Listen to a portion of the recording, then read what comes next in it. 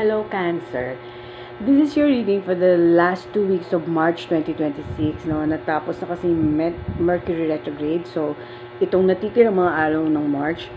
So, yung mga hindi natin maintindihan na natin, yung mga hinihintay natin na hindi dumarating, darating na, yung mga pag-aalala natin, liliwanag na, no? Pero, sa April yon. So, ito, pinaghahanda tayo dito sa mga huling weeks na to para doon sa April, kasi sa April maayos yan. So, for now, let's meditate and isip-isip, handa natin yung ating physical at mental at ating kaluluwa sa na maging healthy tayo, no? Physically, mentally, and spiritually, dapat handa tayo kasi maraming milagro na mangyayari at dapat makuha natin yon.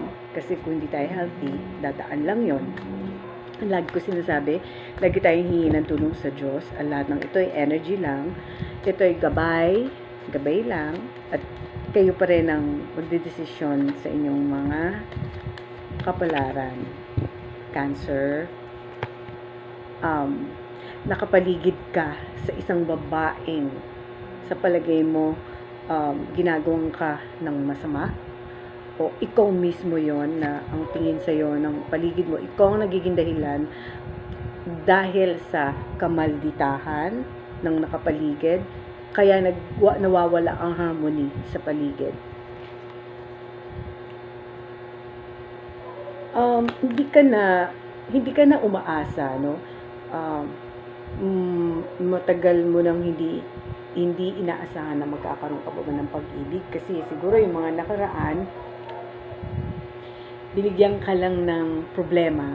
So, ayoko na, or kailangan ko bang ayusin yung sarili ko? Baka masyado akong mataray kaya walang pag-ibig na dumarating sa akin, o baka masama ang ugali ko kaya walang dumarating na pag-ibig sa akin kasi pinipigilan ko. Pag may manliligaw, ayoko. Pwedeng ikaw to, pwedeng ito yung nililigawan mo. No, mahirap, may resistance pagdating sa pag-ibig ang Cancer. Meron din siya ang mga Cancer ngayon, ano? Yung siguro ito yung mga pinagdaanan nyo na stuck, no? Meron siyang hinihintay, hindi dumadating. Pero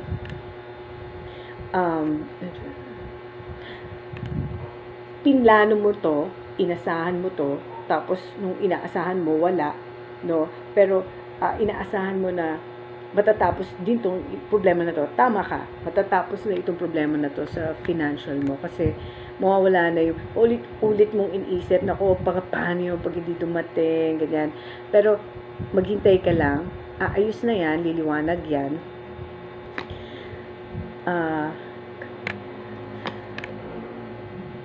Hindi mo masabi sa paligid mo lang, gusto mong itago sa kahit kanino o sa mga nakapaligid sa'yo kung ano talaga yung nangyayari sa'yo.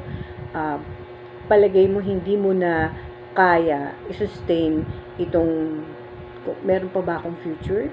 Parang wala na akong future dito sa career na to.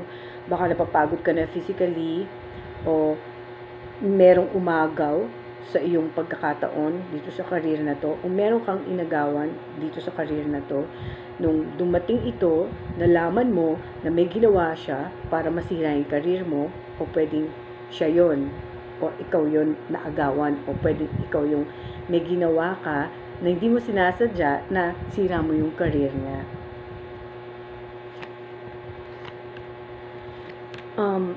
In your health, yung ginagawa mo, no? Ginawan mo ng paraan yung mga nararamdaman mo. Alam mo yung sakit mo, may sakit ako, kailangan ko magpa-check up, kailangan ko maging stable, kasi babaguhin ko yung mga gagawin ko sa mga next move ng buhay ko. Tama yung ginagawa mo, kasi kailangan mo yan gawin, kasi marami kang aasikasuhin sa mga darating na panahon. Ito yung hinihintay mo. Na kailangan mong ihanda yung physical mong katawan para magawa mo ito. Kasi pag hindi mo hinanda yung physical mong katawan, wala rin. Hindi ka rin makakatrabaho at hindi mo rin makukuha yung gusto mong makuha Kaya ngayon, tama yung ginagawa mo sa pag-alaga mo sa katawan mo, yung paano mo ginagamot yung sarili mo, pero magre-research ka pa. So, nandiyan ka pa sa gitna ng pag-research kasi gusto mong maging maayos ang katawan mo. Meron kang yung mga alam mo na gusto mong pinangarap mo kahit noon-noon pa. Parang sa tingin mo, hindi ko na ba ito makukuha? Pero hanggang ngayon, umaasa ka. Gumagawa ka pa rin ng paraan para makuha mo ito. Pero ito ay kung sa sarili mo lang, kung nakuha mo to, alam mo magiging masaya ka. Pero lahat ng paraan na ginawa mo kahit noon pa, hindi dun tumungo sa gusto mo talagang mangyari. So, hindi mo nakikita na tama yung lakad ng buhay mo noon at ngayon. So ngayon, umiisip ka ng mga ibang perspective. Tama yan. Sa lahat na nanahimik ka, gumagawa ka ng mga paraan, ng mga next moves. So ito, tama yan. Sa darating na April, lahat yan na pinaplano mo, magiging maayos yan at mangyayari yan. Kasi pinagplanuhan mo na. So, Cancer, here's your damdamin cards. Damdamin cards for Cancer. Ito yung damdamin ng iyong tao na nagko-connect ka. Damdamin niya sa'yo. O ito ay damdamin mo sa kanya. So, Cancer, damdamin cards for Cancer. Damdamin cards. Ito yung lumipad. Damdamin. Cancer, patawarin mo ako, nasa iyo ang puso ko. Cancer. So, yan ang kanyang message or message mo sa kanya.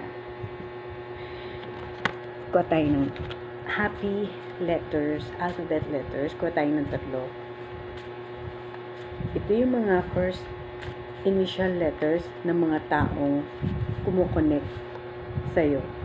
R, o ikaw yung R, Cancer. Kuha tayo ng isa.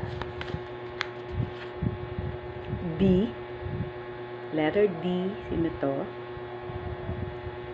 Isa pa. Q. So, yan yung mga initial letters ng mga taong kumukonect sa'yo. Cancer, sana nakatulong ako sa'yo. Salamat. Ako si Roma Soledad.